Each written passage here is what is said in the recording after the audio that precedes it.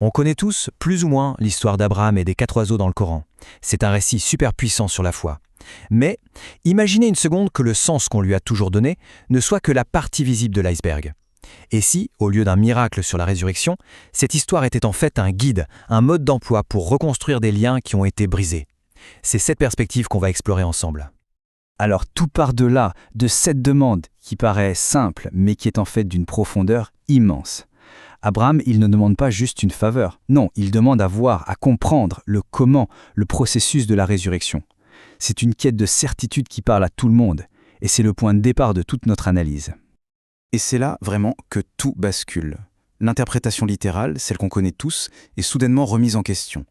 Et si les morts, ce n'étaient pas des corps sans vie?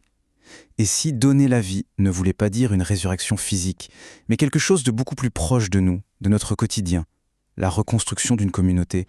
Bon, dans l'histoire classique, celle qu'on a apprise, Abraham demande une preuve, quelque chose de visuel sur la résurrection. Et là, Dieu lui répond par une autre question. Ne crois-tu pas? Abraham, bien sûr, il confirme sa foi, mais il explique qu'il cherche l'apaisement du cœur, cette certitude absolue. Voilà, ça, c'est le cadre qu'on connaît. Et là, on touche au cœur du sujet. Les mots arabes al-maut, les morts, et tuhi, donner la vie, eh bien, ils ont une richesse de sens qui va bien au-delà de la biologie. Dans plein d'endroits du Coran, la mort, c'est un symbole, le symbole d'un cœur qui s'est endurci ou d'une communauté qui est divisée.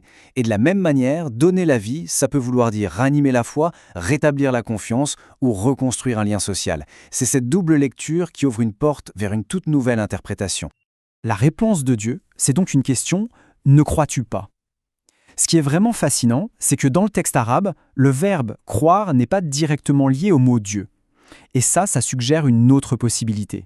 Et si la question ne portait pas sur la foi en Dieu, mais sur un autre type de confiance? C'est là qu'un concept super intéressant entre en jeu. La foi transitive.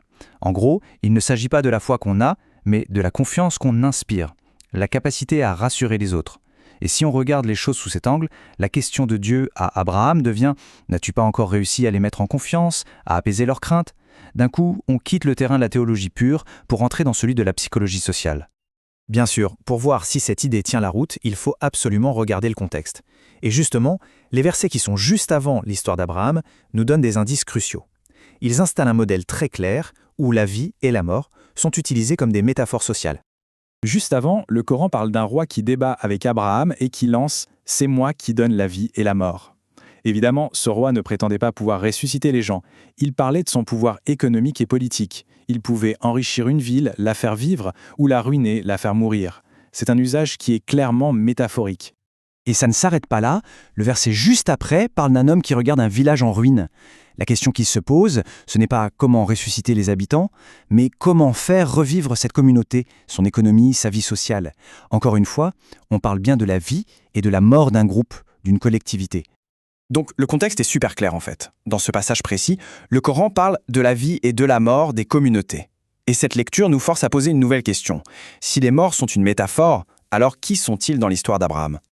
Et là, on arrive à l'idée centrale. Les morts qu'Abraham voulait désespérément ranimer, eh bien, c'était son propre peuple. Des gens dont le cœur était complètement fermé à son message. Il ne s'agissait pas de cadavres, mais bien d'une communauté qui, pour lui, était socialement et spirituellement morte. D'accord, mais pourquoi? Pourquoi un prophète de cette envergure aurait-il ressenti une telle insécurité, au point de demander à Dieu une méthode pour rassurer son cœur? La réponse, on ne la trouve pas dans ce verset, mais ailleurs dans le Coran, et elle est absolument géniale. Et la voilà, la clé. Elle vient d'un autre passage qui décrit la rupture totale entre Abraham et son peuple. L'animosité et la haine se sont installées entre nous et vous pour toujours. Quand on lit ça, son angoisse devient tout à fait compréhensible. Son cœur n'était pas en paix, non pas par manque de foi en Dieu, mais par désespoir face à la haine de son propre peuple. Donc si on met tout ça bout à bout, la demande d'Abraham change complètement de dimension. Il n'est pas en train de tester le pouvoir de Dieu. Il demande une méthode, une stratégie de communication, une façon de faire pour dépasser l'hostilité, pour ranimer les cœurs de son peuple. Et, au final, pour trouver lui-même la paix intérieure face à une mission aussi difficile. Du coup, la réponse de Dieu, ce n'est pas une démonstration de pouvoir surnaturel. C'est une feuille de route stratégique. L'histoire des 4 oiseaux devient une métaphore vivante, un guide pour apprendre à Abraham comment renouer le dialogue avec ceux qui l'ont rejeté. Et cette méthode, elle est géniale parce qu'elle se fait en 3 étapes super claires. Étape 1, apprivoise-les. Qu'est-ce que ça veut dire? Crée un lien personnel. Prends soin d'eux. Montre-leur que tu les comprends. Il faut d'abord bâtir la confiance. Étape 2, place-les sur différentes montagnes. N'attends pas qu'ils viennent à toi. Va à leur rencontre, là où ils sont, dans leurs propres cercles sociaux. Comprends leur point de vue. Et enfin, étape 3, appelle-les. Ce n'est qu'une fois la confiance établie, une fois qu'on les a rencontrés sur leur terrain, que notre appel sincère a une chance d'être entendu. Et là, ils reviendront. Alors, la question, c'est pourquoi 4 oiseaux et dans 4 directions différentes? Eh bien, c'est pour montrer que ce n'est pas un hasard. Si un seul oiseau revient, on pourrait se dire « bon, c'est un coup de chance ». Mais si 4 oiseaux venant de directions opposées répondent tous à l'appel, ça prouve que la méthode marche. C'est un principe fiable, pas de la chance. Et pour finir, le verset se termine d'une façon qui pourrait juste ressembler à une signature divine, un truc habituel. Mais dans cette lecture, ça devient le conseil final, la clé pour vraiment réussir cette mission de réconciliation qui est si délicate. Et sache qu'Allah est Aziz Hakim. Souvent, on traduit ça par tout-puissant et plein de sagesse.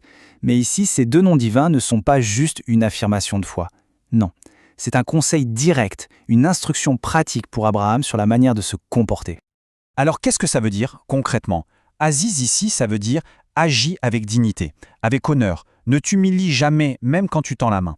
Et Hakim, ça veut dire agis avec sagesse, gère bien tes ressources, ton temps, ton énergie, ne gaspille rien. C'est une véritable feuille de route pour un engagement social qui soit à la fois digne et efficace.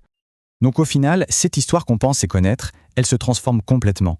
D'un miracle sur la résurrection physique, elle devient un manuel, un guide profond et intemporel sur comment reconstruire les ponts, comment ranimer les cœurs et comment bâtir la confiance dans une communauté qui est fracturée.